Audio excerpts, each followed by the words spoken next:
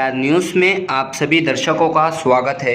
Maharashtra MPSC नतायज सामने आने के बाद 10वां रैंक हासिल करने वाली महाराष्ट्र के नांदेड़ की सैयदा आसमा बिन सैयद ज़हीर की कामयाबी हासिल करने पर नांदेड़ शहर के तमाम सियासी, समाजी और मीडिया की जानिब से गुलपोशी की गई। AIR न्यूज़ से खुसूसी बात करते हुए सैयदा आसमा ने अपनी ज़िंदगी के हालात बयान किए। Bureau report, Nanded. नाम सैयद आसमा है और एमपीएससी मेंस एग्जामिनेशन में मैंने assistant commissioner of sales tax ये जॉब पोस्ट मिली है मुझे। और जो रैंक है वो 10th रैंक है टोटल ओवरऑल लिस्ट में।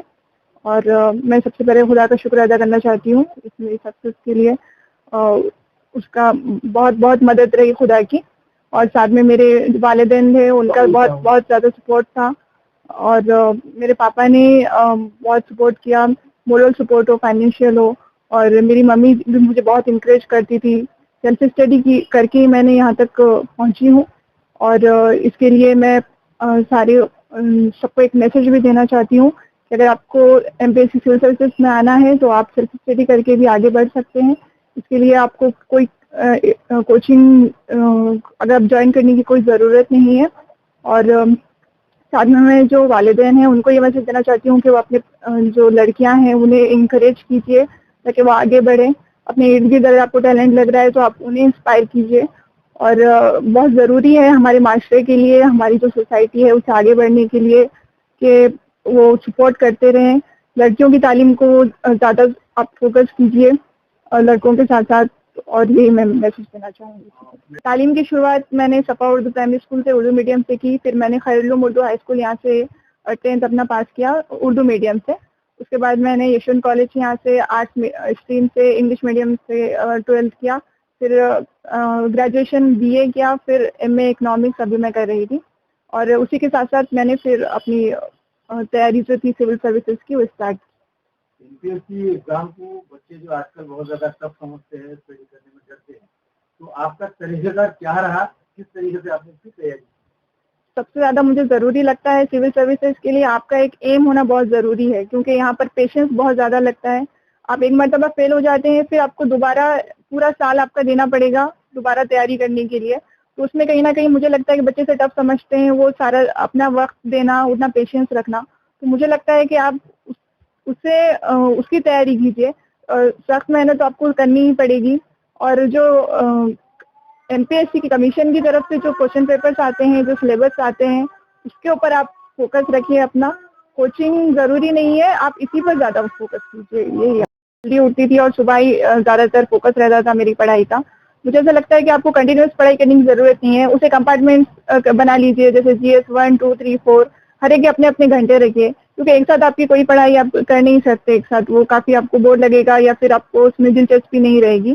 तो बीच बीच में ब्रेक लीजिए। आपकी हॉबी है कोई, उसे संभालिए। आप कुछ फिजिकल एक्टिविटी कर सकते हैं आपकी हेल्थ के लिए।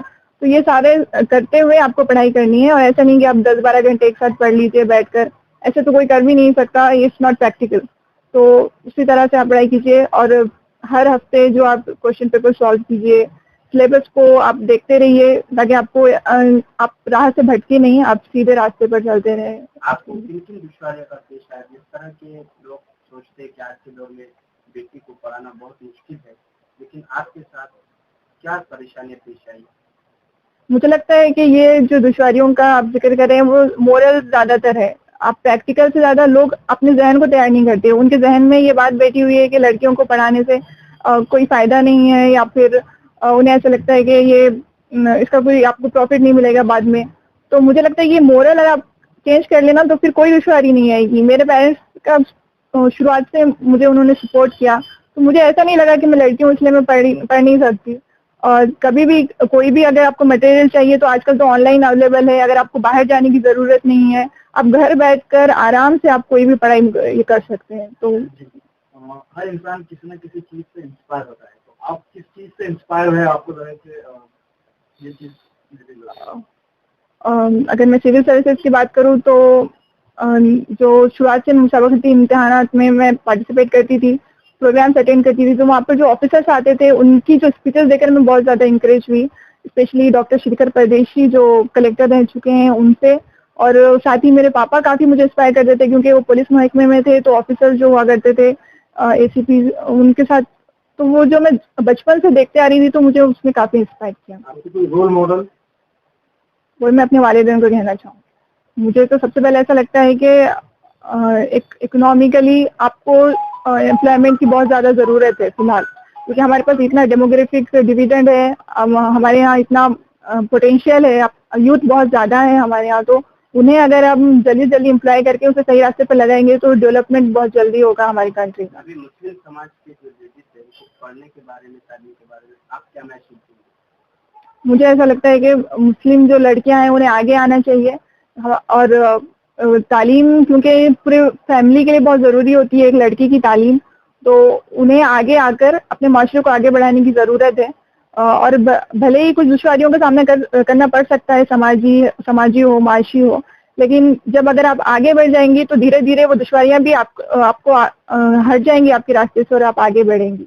ये और तो आपकी पहली सीढ़ी कामयाबी की। जी, आगे क्या क्या प्लानिंग है, मतलब क्या क्या सपने हैं? और ये तो एक रास्ता खुला है मुझे अपनी कौम की, अपने मुल्क की मदद करने के लिए। तो अभी तो रास्ता शुरू हुआ है, तो मैं ज़्यादा ज़्यादा कोशिश करूंगी कि उनकी डेवलपमेंट हो, उनकी तरक्की हो। और साथ ही पर्सनल लेवल पर तो मैं अभी IAS की तैयारी कर रही हूँ UPSC के लिए, तो इंशाल्लाह वो भी क्लियर हो जाएगा और मैं एक बड़े प्लेटफॉर्म पर जाकर अपने मुल्क की कुछ कर सकती हूँ, ऐसा मुझे लगता है। Press the bell icon on the YouTube app and never miss another update.